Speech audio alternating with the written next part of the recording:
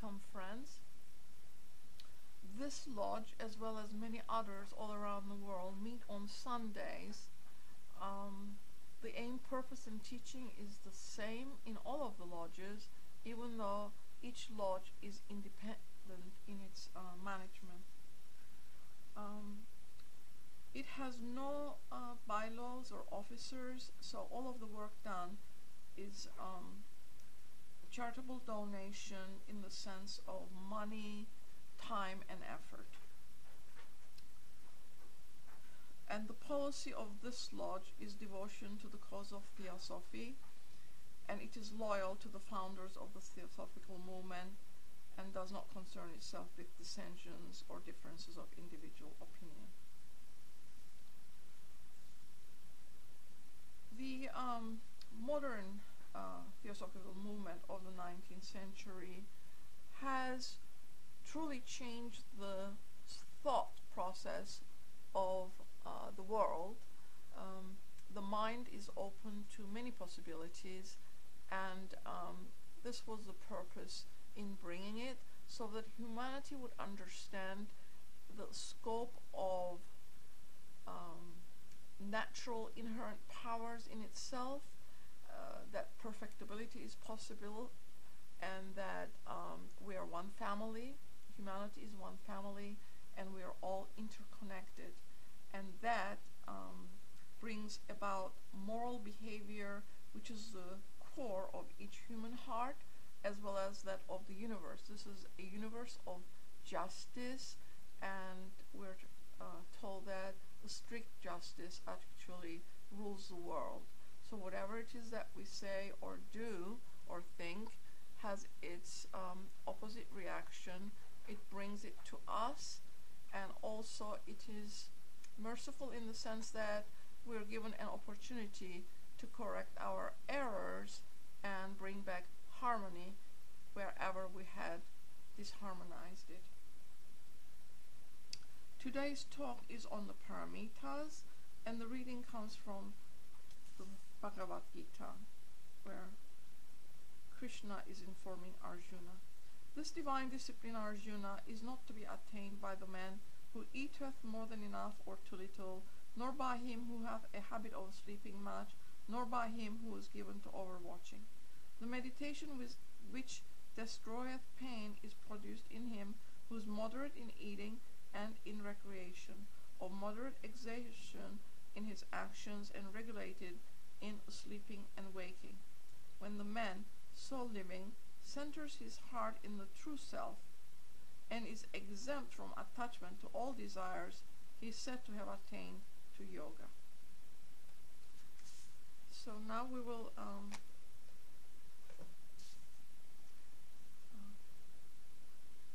go to the Paramitas.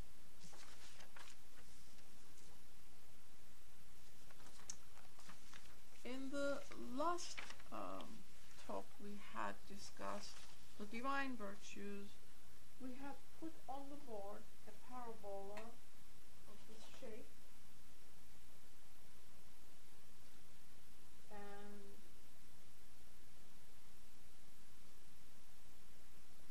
stated as to what they want. Okay. And put them back up here so that we remember them.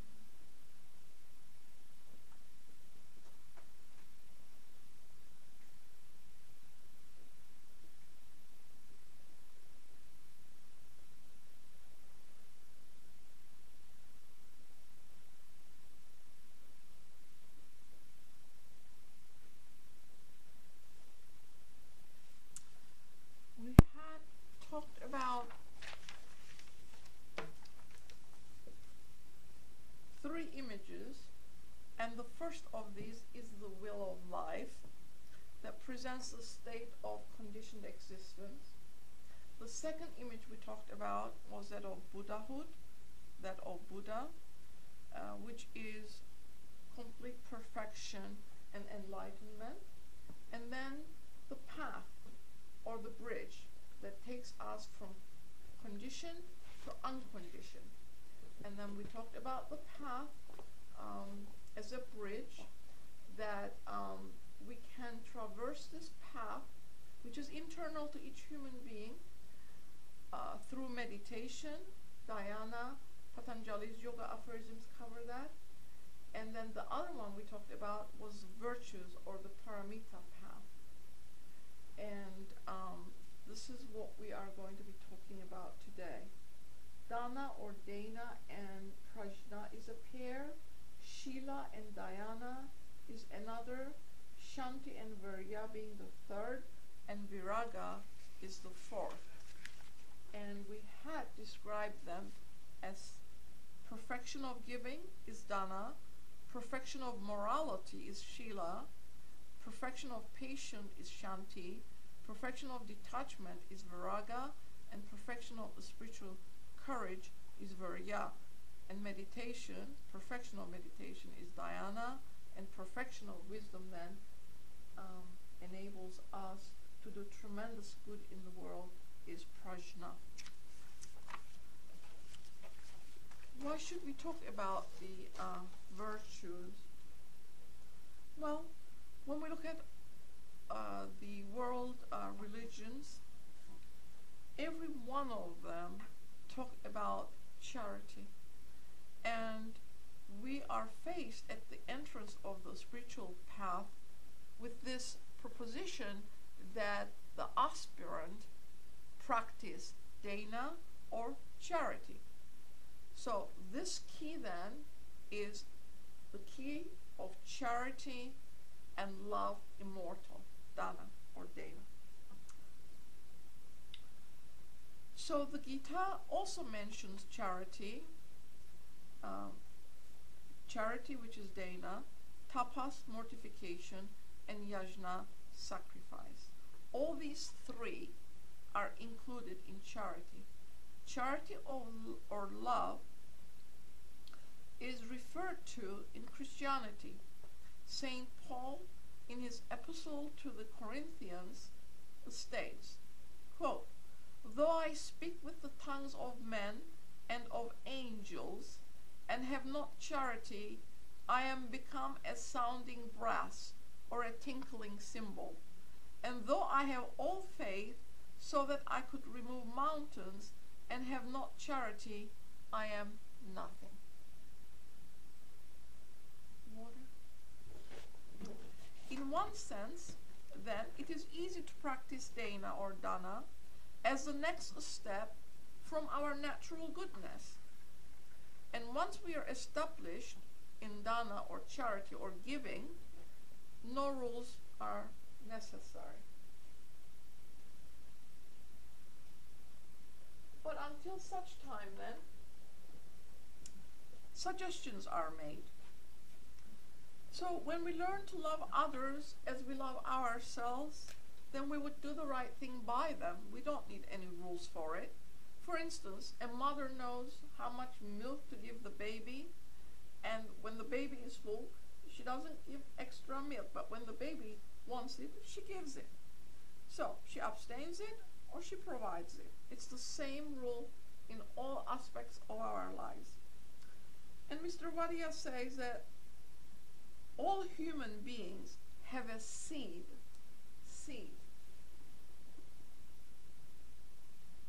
of love and charity.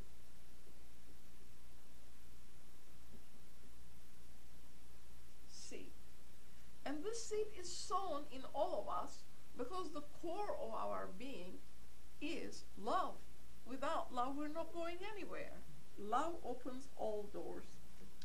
And he states that this seed then opens and blossoms at the end of the spiritual life when we have reached to Dhyana and Prajna. This is just, and it becomes the whole expression of the human being. But when we see a sage or someone who is spiritually advanced, their powers and wisdom definitely strike us. But we fail to see that this goodness, this power they have, comes from being good to everything. have goodwill towards all creatures. And the voice of the silence says, self-knowledge is of loving deeds the child.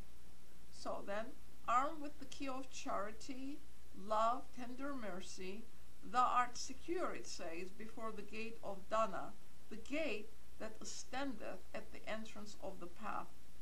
So then, this first paramita is like an elimination test. If we can't provide love and charity to others, we are not ready for any spiritual path.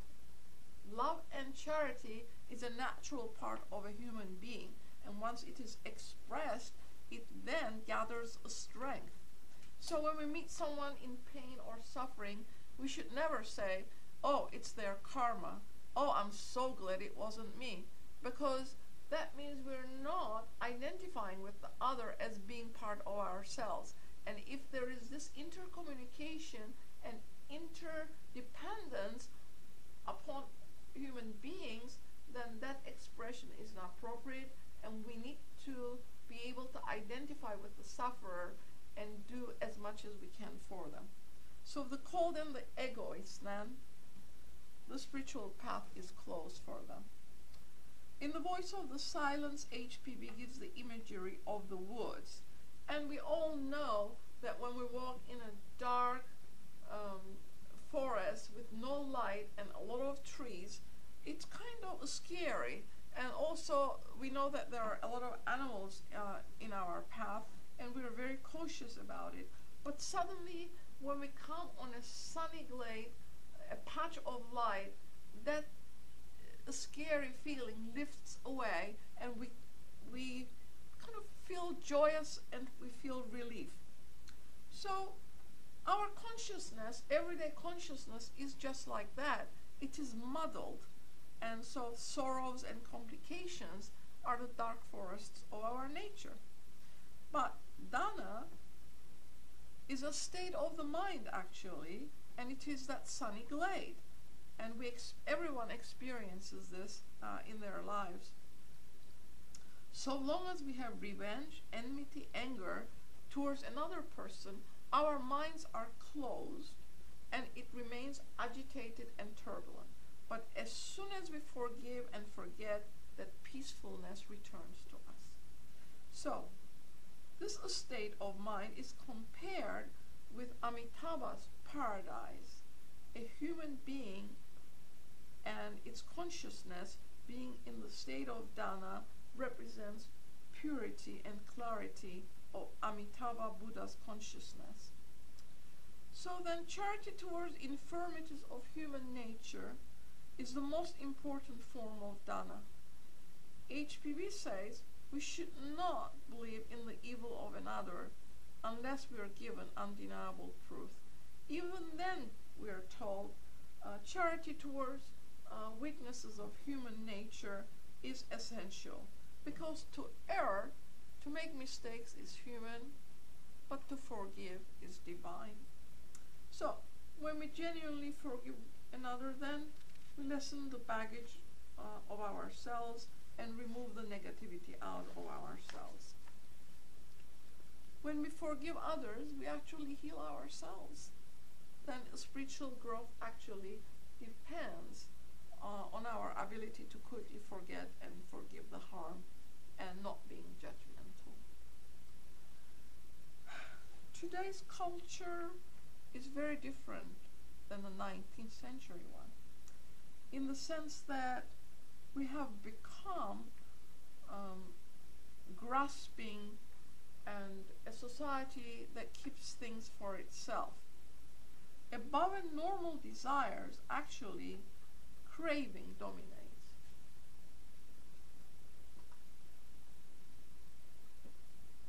Craving dominates. So, a seeker who wants to reach purity and eventually enlightenment has to reverse this tendency and cultivate the virtue of giving. So, a person who tries to give something away every single day eventually will cultivate that as a natural tendency. So the real giving, HPB says, has to involve head, heart, and hands.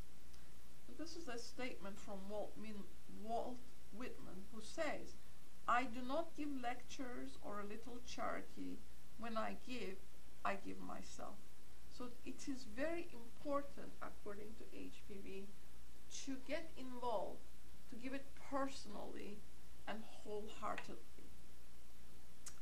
We can exercise different types of giving. We can give of our material wealth. We can give of our time. We can give of our energy. So what is recommended is that we give away food, money, clothes, something that we can do easily daily. So the Buddhists talk about gift of fearlessness. And when you look around, we have a lot of people in our environment who are worried, stressed, tense, unhappy. What can we give them? The strength, encouragement, freedom from fear, just by being present and available for them. And the statement that knowledge is considered to be the highest form of giving is also in this print. Learning the art of giving means we know what to give, how to give it, to whom to give it, why we are giving it, and the appropriate time for giving it. The Gita. When we read the Gita, it becomes very clear that it classifies charity into three modes: tamasic, rajasic, and sattvic. We have seen these terms before, but we all, I think, exercise it to some degree. This student is guilty of it as well. Sometimes we're given things and they're not of any use to us, so we decide when there's a birthday or a wedding, we just give what we have rather than finding out if this is going to be any use to the person who is receiving it. We just give it. Same thing with attitude towards the poor. Sometimes a pestering beggar keeps after us and we just toss a coin thinking that that should do the trick. But we have to remember, all these people, poor, ignorant, superstitious, wicked, good, they're all part of us. We can be them or have been them in another life, because the soul, when on the scene incarnated in a body, plays a different scene in each life. We're not going to face the same situation in each life, because HPB says that soiled garment that you don't wish to touch might have been yours in a previous life and might come back in another future life. So if consciousness is accepted to be on a continuum, and that the soul experiences on earth what it needs to learn, then that reincarnation is definitely a possibility for each human soul. And we come and go until we learn our lessons. So the lesson in this case is that we're not looking for a return or merit, but we are giving it, well, if we are expecting merit, or we give it with an attachment to the result, that's the rajasic tendency.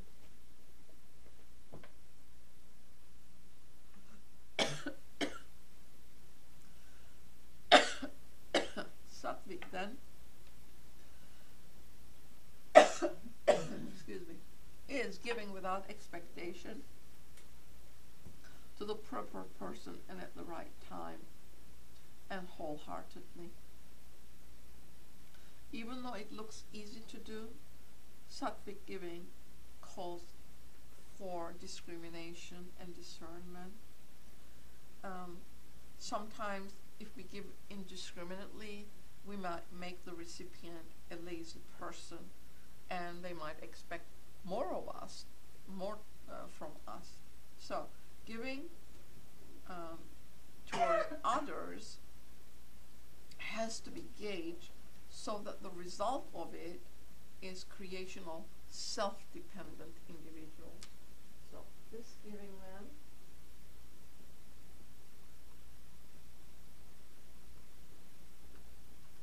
it's that saying again, if you give the fish, it's just one meal.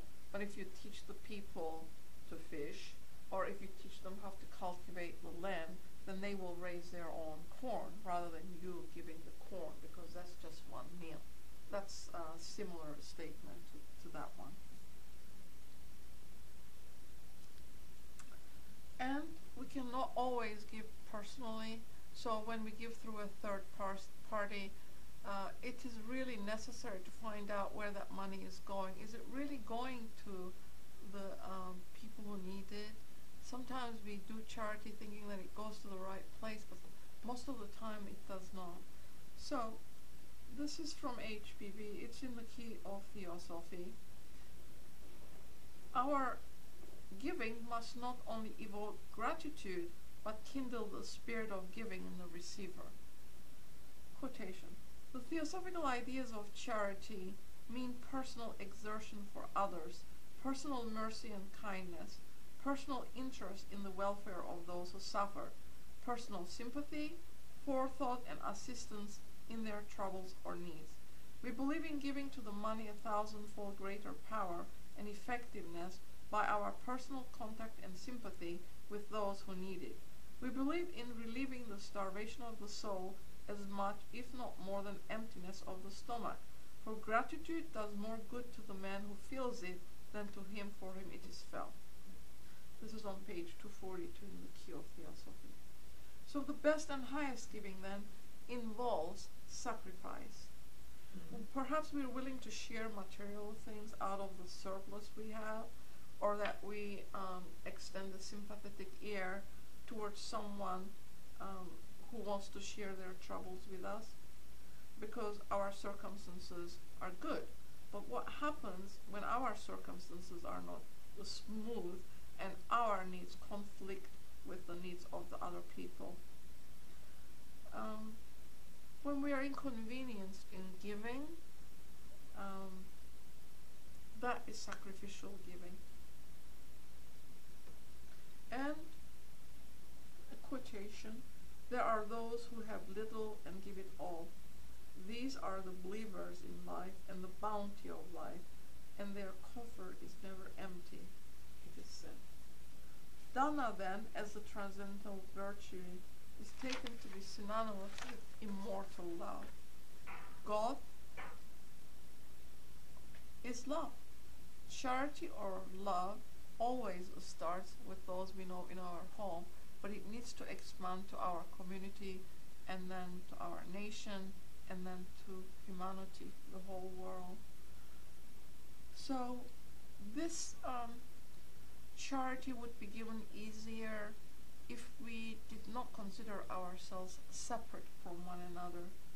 Ordinarily, we do have that sense of separateness. And when we see misery, stupidity, squalor, we're normally don't go towards it, but rather withdraw inward. So, if we actually fail to practice charity, it does frustrate the purpose of the soul, because that's what it is here to do. It shares everything with others, and it wants to help all others. So, the foundation of immortal love then is that recognition of unity of life. The whole is a living, dynamic whole. So if we affect one unit, we're affecting all of the units. So, we many a time have talked about one life, one soul, not words. These expressions are our ideal living.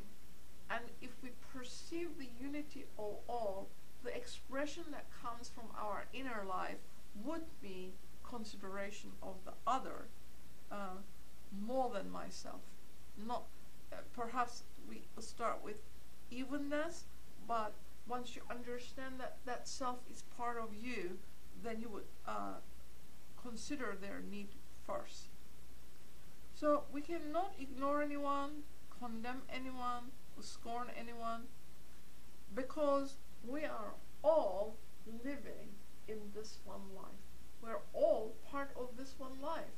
That one life is what we breathe in, all of us. We share. So we need to ask how the other lives in me and how I live in them. And as we move towards impersonal love, that is, I think, when we can express more compassion for others, because we're embracing whole of humanity as one.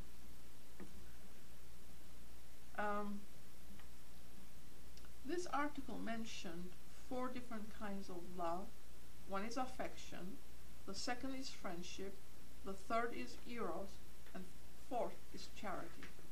Affection is fondness, and normally this is expressed between family members who are born into the same environment and learn to love and appreciate one another, and normally it is experienced in the family atmosphere.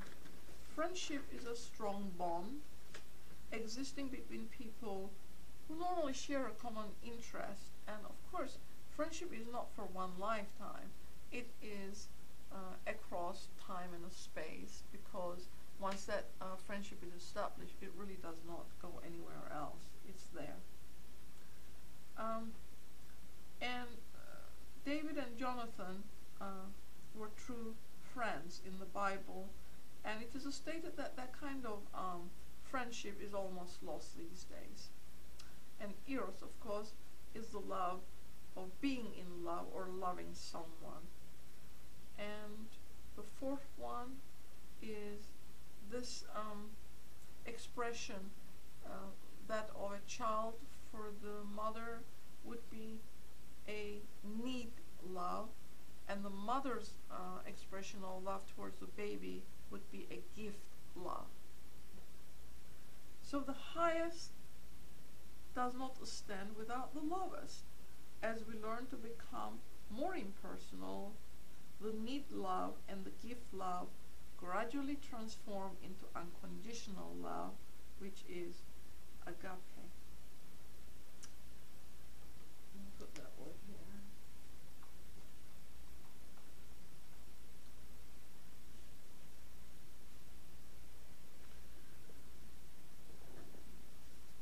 The musical instrument tampura is normally used for singing classical songs.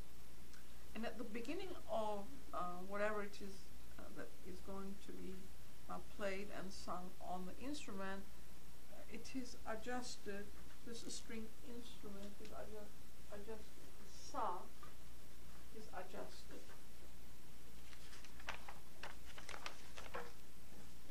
And fixed for whatever else is going to be played on that instrument. So the sa, that fixed adjustment, our mind must reflect it, because we come across ideas, feelings, and opinions of others, and our situation cannot be ruffled. If we stay in the heart and we are self-centered, in the sense that not on the personality but on the higher aspect of our life, then the opinions of others will not ruffle us. We can actually see the experiences of other people's when we read their literature, because the expression of it differs from place to place according to what part of the world we are in, what the lifestyle is, and what the customs are in those areas. And we're always warned to have also sympathy for the wrongdoer and try to understand why the wrongdoer does what he or she does, and that we need to have understanding and sympathy towards them too. Charity, in another sense, means generosity.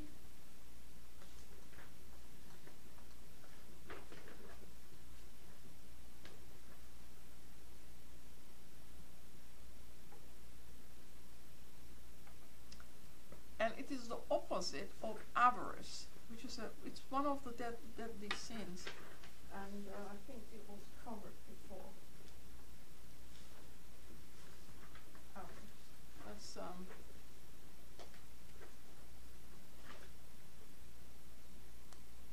greediness for wealth. True charity then cannot be practiced by the egocentric person, the one who's embedded in the personality. The feeling of doership, such as I'm helping, ought not never to arise in our heart. The feeling that should arise in our heart is, I'm not doing anything, because it's the higher aspect of the human being trying to express itself. So through this non-expectation, not earning blessing, not earning merit, true charity is extended. And this is what brings about transformation of the human being. This is an internal process. We're working on ourselves as we are doing all these things, because we're transforming ourselves. And detachment, the one here, Viraga or Vairagya, is detachment. This is very important.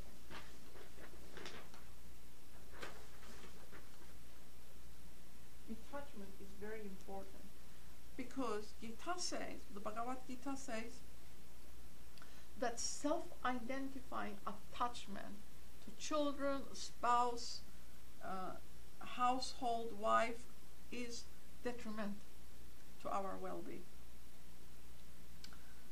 To cultivate universal love, Mr. Judge says, reflect on, I'm not separate from anything.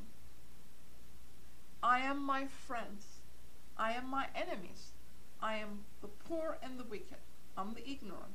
All is myself. All.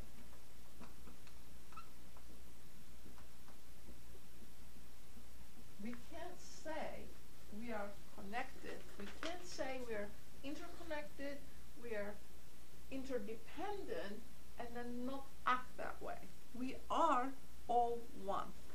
So, when we genuinely attempt to feel this all within ourselves, good, bad, and indifferent, then we are getting ready for whatever comes. May it be desertion or unfaithfulness, where Mr. Judge says, when a dear friend deserts me and stabs me in the back, I will take heart, knowing that he is myself. He's part of me. He's myself. So, Dhyana and Prajna then go hand in hand. Prajna is a spiritual insight, realization that all conditioned existence is impermanent. The life on earth is impermanent. We see that. It changes from day to day. But underlying that impermanence, there is permanent reality. Permanent reality underlies the impermanent.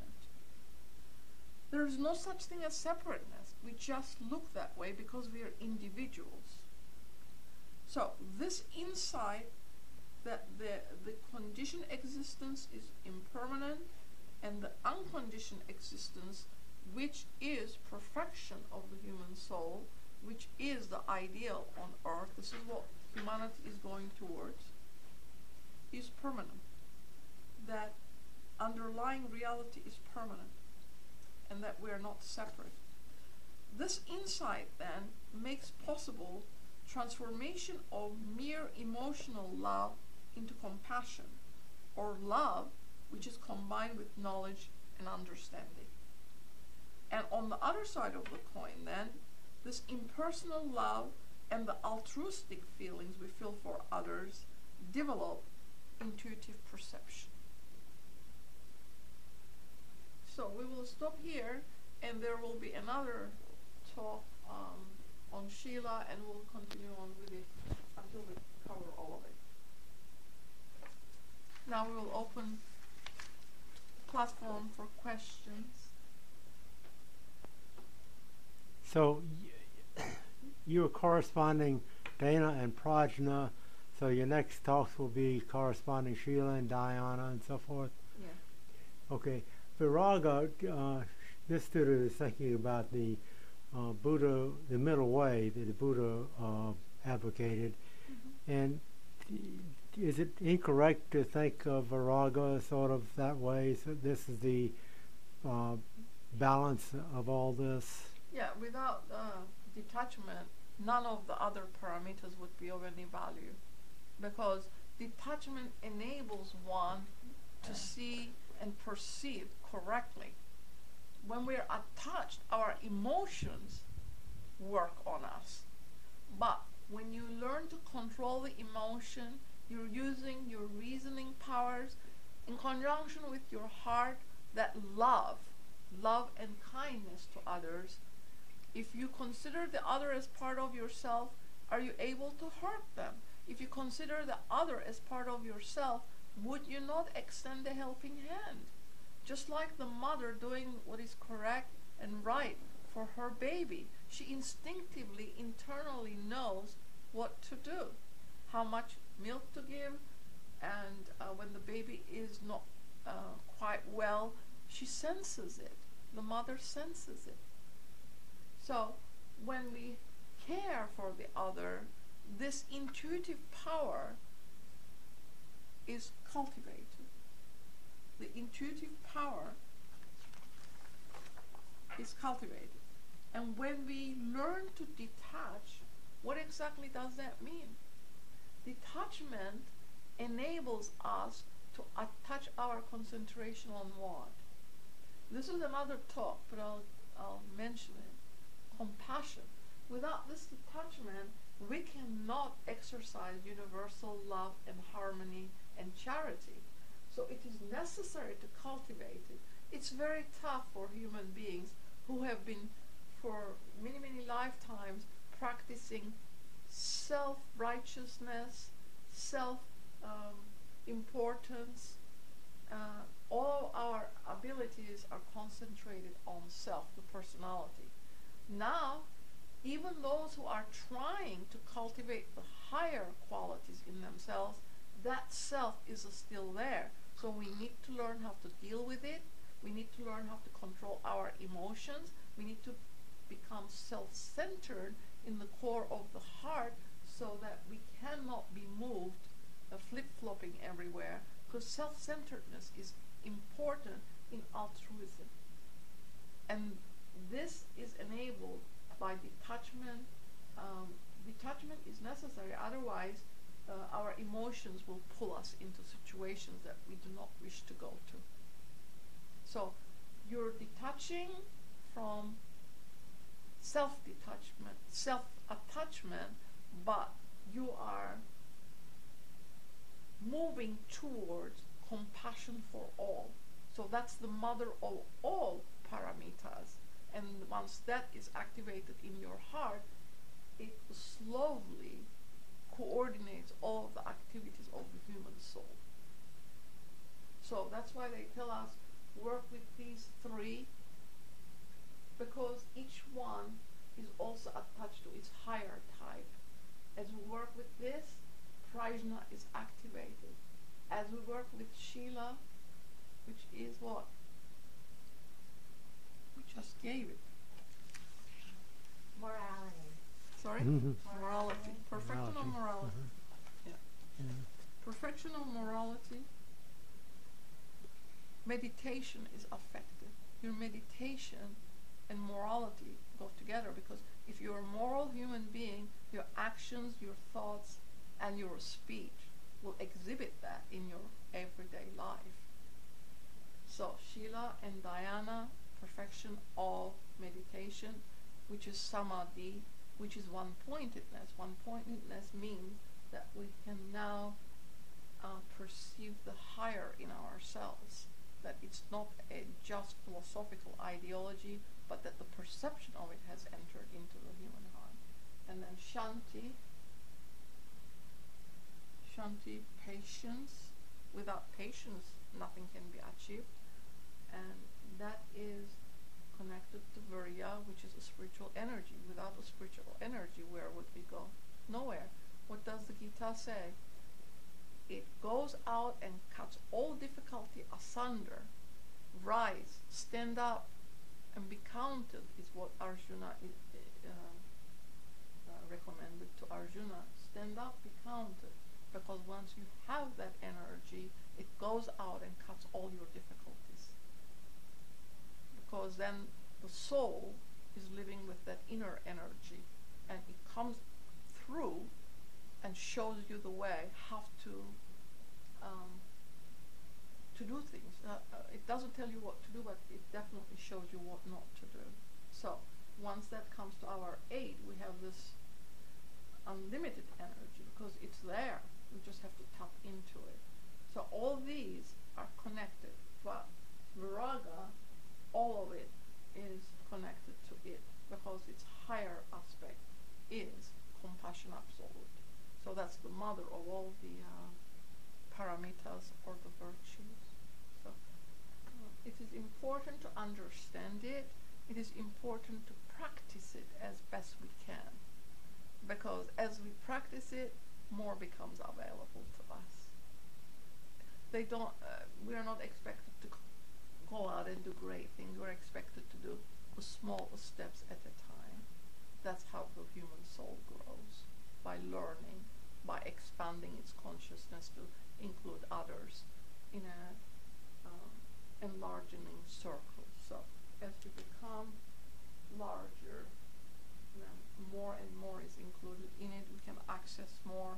We can then become more effective in our work towards charity, charitable deeds, and we can become good workers for this program, master's program, dissemination of the true philosophy of the human being, what the human sheaths are, how each sheath is connected to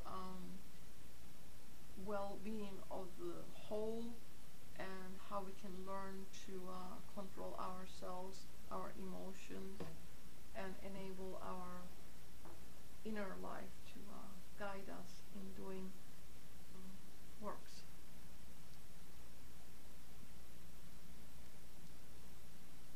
So we need the knowledge, because you said we have to have wisdom, knowledge, which brings in the philosophy in the books behind you and what you were talking about today, and what we're trying to live as we learn when we come in and participate. So with that charity, which starts with the mother's love, you mentioned 4 kinds of love. There's a common thread that runs all 4 kinds, runs through all 4 kinds. And we expand outward until we become universal, which that which we are. But you're expressing it. Right. That which you are, then you're expressing that. What was the second love? It's affection. Mm-hmm. Let's just give you the.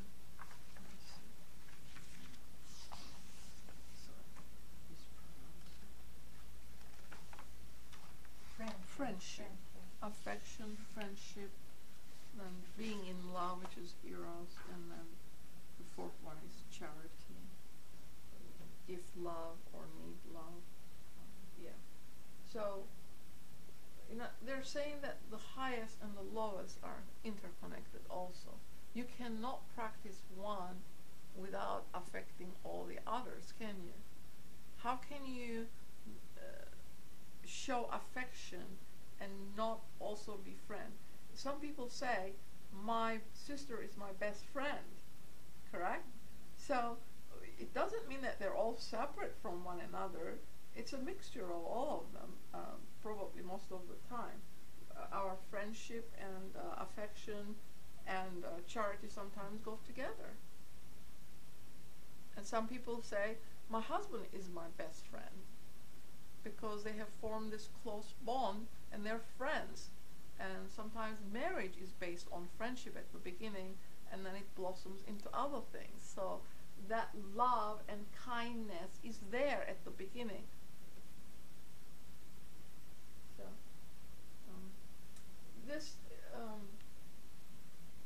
the paramitas and the meditation actually go hand in hand. One without the other will not work. Each step only takes us one step, but there are many, many steps we have to take, and they all work together. So when you're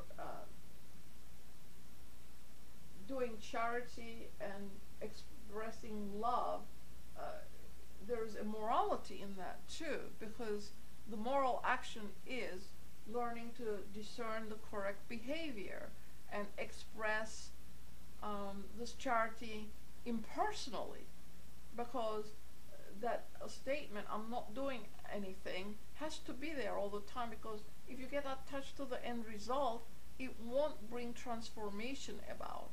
That's why that detachment is necessary.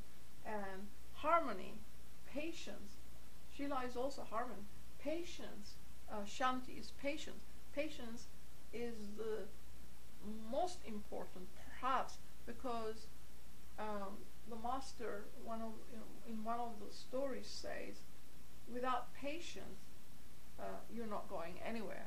And that patience ought not to be ruffled under any condition.